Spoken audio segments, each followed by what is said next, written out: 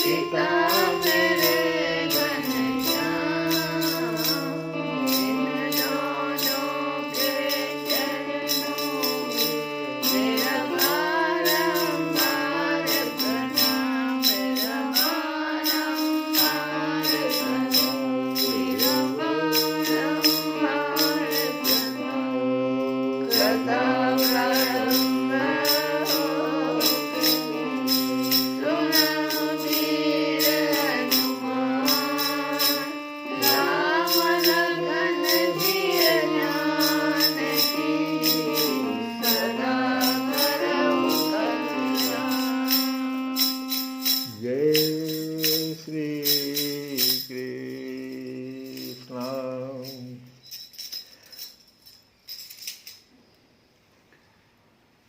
अर्जुन महाराज युधिष्ठिर से जब पूरी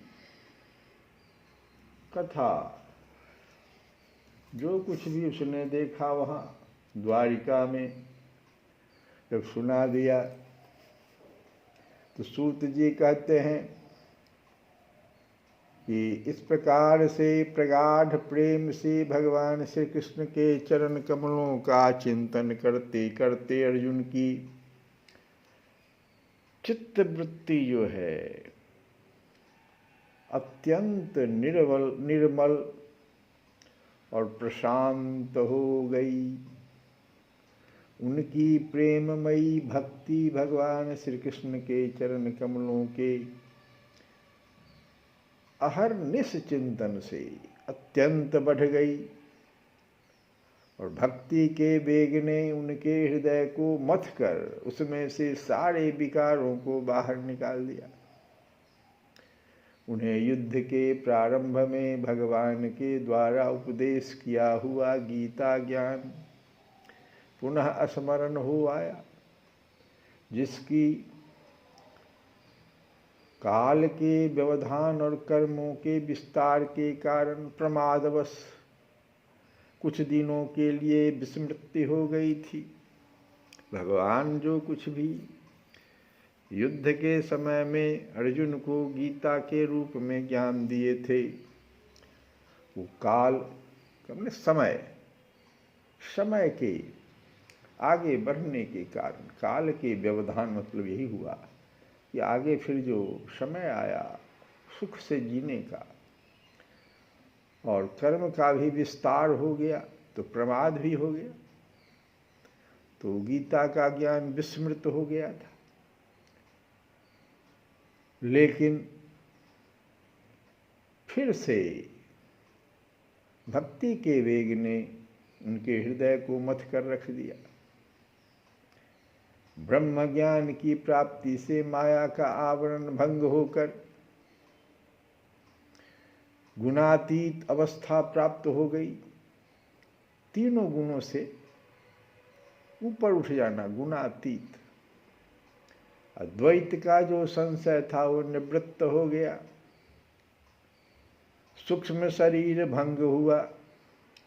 वे शोक एवं जन्म मृत्यु के चक्र से सर्वथा मुक्त हो गए।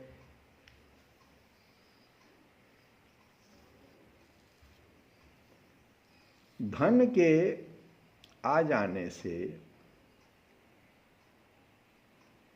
द्वैत भी आ जाता है। द्वैत का जो संशय है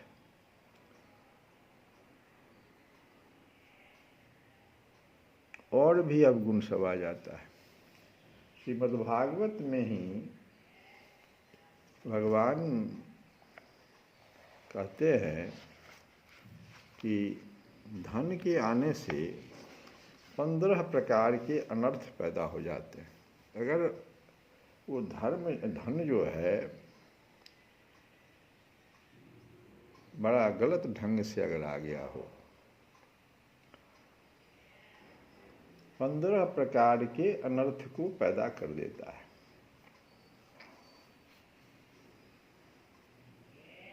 एक अर्थ से 15 अनर्थ पैदा हो जाते हैं।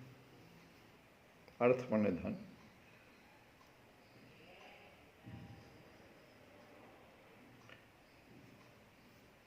विवेक अगर नहीं है मनुष्य के पास, और विवेक तो सिर्फ कथा से, कथा श्रवण से, बड़े बड़े संत महात्मा गुरुजनों के चरणों में बैठने से होता है।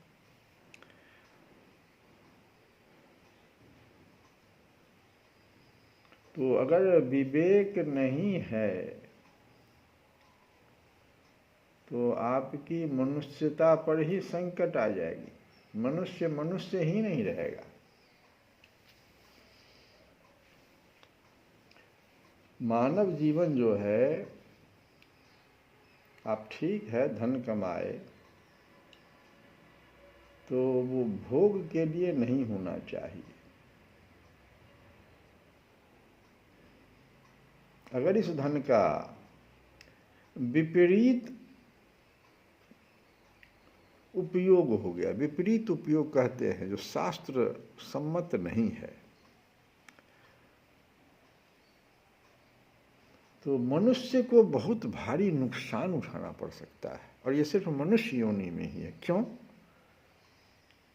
अन्य जो योनियां हैं वो तो भोग योनि है, वो नया कर्म बनाते नहीं हैं, वो तो भोग रहे हैं अपने पिछले कर्मों का फल।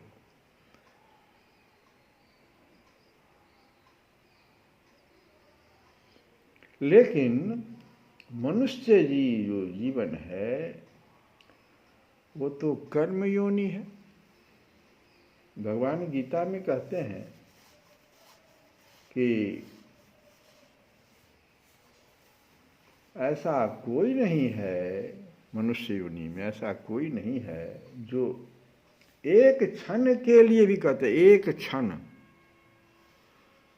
अर्जुन को कह रहे हैं कि अर्जुन सुनो, ऐसा कोई नहीं प्राणी है जो एक क्षण के लिए भी कर्महीन रह सके, माने कर्म नहीं कर सके, कर्म नहीं हो रहा है उससे। नो ही कश्चित् क्षणम अपि, नो ही कश्चित् क्षणम अपि जातु तिष्ठति अकर्म कृत। एक क्षण के लिए भी वो बैठ नहीं सकता, कर्म होता ही जाएगा उससे, कुछ न कुछ कर्म हो जाएगा उससे। भगवान गीता में कह रहे हैं। तो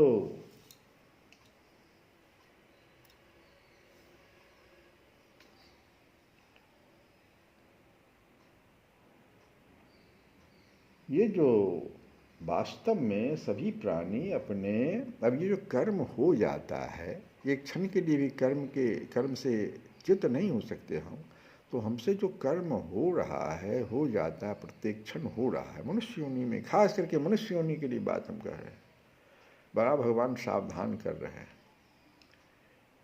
क्योंकि कर्म जब आप कर रहे हैं तो कर्म का कारखाना आपके पास है, नित्य नया कर्म आपसे होते चला जा रहा है, कर्म का कारखाना आप बन गए।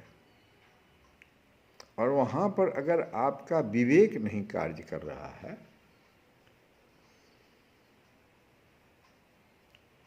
आपके जो 3 गुण हैं,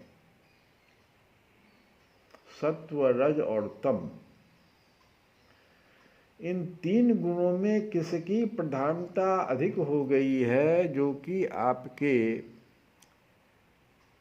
संगति, आहार, इन सबों के कारण जो बन रही है, किस गुण की अधिकता हो रही है, और वैसा जो आपका प्रकृति बन रहा है, तो भगवान कहते हैं कि जो सभी प्राणी हैं अपने प्रकृति माने 3 गुणों से उत्पन्न गुणों के कारण, इन 3 गुणों में से जिस प्रकार की आपकी प्रकृति बन रही है, तामसिक प्रकृति बन रही है, सात्विक बन रही है, राजसी बन रही है, तो उस 3 गुणों से उत्पन्न गुणों के कारण कर्म करने के लिए वो विवश हो जाता है, और विवेक चूंकि है नहीं, क्या करना क्या नहीं करना वो समझ नहीं पाता। तो देखो इस मनुष्य योनि में ही अगर वो राक्षसी वृत्ति का हो गया, क्या कर सकता है सो देखो। अगर पशु योनि में पहले हम लोग जाएं, एक सिंह जो है क्या कर सकता है, उसके सामने जो प्राणी आया या उसको मार देगा, एक को मारेगा। एक अजगर सांप है, उसके सामने अगर कोई आ गया तो क्या करेगा, उस एक को खा जाएगा, निगलेगा। लेकिन मनुष्य का देखो क्या हुआ, जैसे उसका विवेक गया तो विज्ञान का सहारा लेकर के एटम बम भी बना सकता है और एक देश पूरे को समाप्त कर सकता है, एक मनुष्य।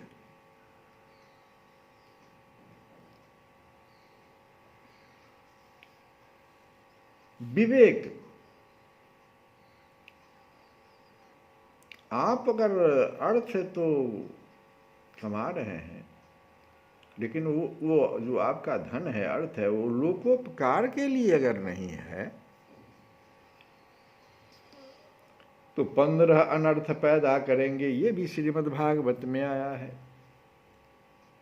कौन कौन से 15? स्तेयम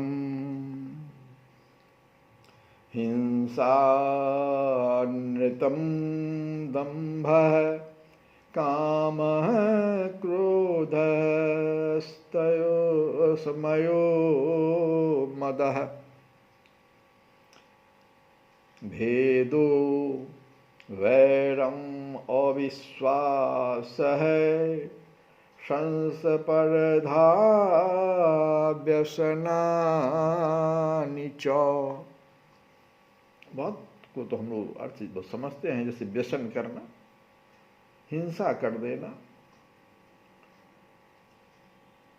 काम वशीभूत हो जाना, क्रोध अधिक आ जाना, इस कुछ को तो हम जानते हैं। इसमें से अभिमान हो जाना धन का। स्तेयम, पहला शुरू करिए। स्तेयम, स्तेयम कहते हैं चोरी। हिंसा, औन्नतम, औन्नतम माने झूठ बोलना, ठीक। दंभ, कपट करना। काम, क्रोध, अशमय, अशमय कहते हैं अहंकार। किस प्रकार का अहंकार? उलझन रूपी अहंकार, मैं धनवान हूं, उलझन पैदा करने वाला असमय। मदह, जैसे शराब का नशा में, वैसे धन का नशा, वैसा नशा। मदह, भेदो, भेदह किसको कहते हैं? जो उसकी चापलूसी करता है,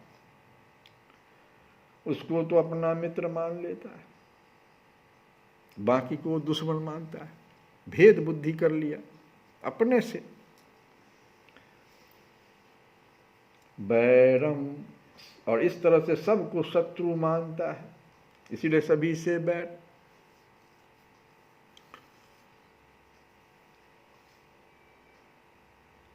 संस्पर्धा, अच्छा, अविश्वास, किसी पर विश्वास ही नहीं। संस्पर्धा, व्यसनानि च, किसी की उन्नति नहीं देख सकता वो, और व्यसन की तरफ झुक जाता है। ये 15 अनर्थ जो है वो कर लेता है। सिर्फ विवेक पूर्ण तरीके से जब वो धन प्राप्त नहीं करता है तो एते 15 अनर्था, ये सब 15 जो है अनर्थ बन जाते हैं उससे अपने आप। तो बुद्धिमान पुरुष स्त्री को जिनमें ये 15 लक्षण दिखाई पड़े, जो बुद्धिमान अगर हैं, विवेकवान हैं, तो अगर किसी को देखें वो चाहे साधु वेश में क्यों न हो, लेकिन 15 अनर्थ उसमें अगर आप ये 15 लक्षण देख लें, चाहे ब्राह्मण वेश में हो, चाहे अधिकारी वेश में हो, चाहे नेता वेश में हो, तो इनसे दूर रहें। उसी में आपकी शांति है और सुख है। ऐसे लोग स्वयं भी अशांत होते हैं तथा दूसरे को भी अशांत करते हैं। तो अर्जुन जो है ये सब चीज देखा और आज जो है उसको ब्रह्म ज्ञान की प्राप्ति हो गई, माया का आवरण भंग हो गया, गुणातीत अवस्था में आ गया। तो गीता का ज्ञान जो भूल गया था पुनः स्मरण हो आया, और द्वैत का जो भेद बुद्धि है उसका संशय निवृत्त हो गया, सूक्ष्म शरीर भंग हो गया, वे शोक एवं जन्म मृत्यु के चक्र से सर्वथा मुक्त हो गए। भगवान के स्वधाम गमन और यदुवंश के संहार का वृतांत सुनकर निश्चल मति युधिष्ठिर ने फिर क्या किया सो देखिए। सूत जी करे कि स्वर्गारोहण का निश्चय कर लिया कि अब हम रह के क्या करेंगे। कुंती ने भी अर्जुन के मुख से यदुवंशियों के नाश और भगवान के स्वधाम गमन की बात सुनकर अनन्य भक्ति से अपने हृदय को भगवान श्री कृष्ण में लगा दिया और सदा के लिए इस जन्म मृत्यु रूप संसार से अपना मुंह मोड़ लिया। भगवान श्री कृष्ण ने लोक दृष्टि में जिस यादव शरीर से पृथ्वी का भार उतारा था उसका वैसे ही परित्याग कर दिया, जैसे कोई कांटे से कांटा निकाल कर फिर दोनों को फेंक दे। भगवान की दृष्टि में दोनों ही समान थे। जैसे वे नट के समान मत्स्य आदि रूप धारण करते हैं और फिर उनका त्याग कर देते हैं, वैसे ही उन्होंने जिस यादव शरीर से पृथ्वी का भार दूर किया था उसे त्याग भी दिया, जिनकी मधुर लीलाएं श्रवण करने योग्य है। सत्यम परम धीमहि। उन भगवान श्री कृष्ण ने जब अपने मनुष्य के से शरीर से इस पृथ्वी का परित्याग कर दिया, उसी दिन विचारहीन लोगों को अधर्म में फंसाने वाला कौन आ गया? कलयुग आ गया। तो कलयुग जब आ गया तो कलयुग केवल नाम अधारा, भजता क्यों नारे हरि नाम, भजता क्यों नारे हरि नाम, तेरी कौड़ी लगे ना छिदाम, तेरी कौड़ी लगे ना छिदाम, भजता क्यों नारे हरि नाम। दांत दिया है मुखरे की शोभा, जिभ दई रट नाम, नैना दिया है दर्शन करवा, कान दिया सुन ज्ञान, पाँव दिया है तीरथ करवा, हाथ दिया कर दान, शरीर दियो उपकार करन ने, हरि चरणों में ध्यान।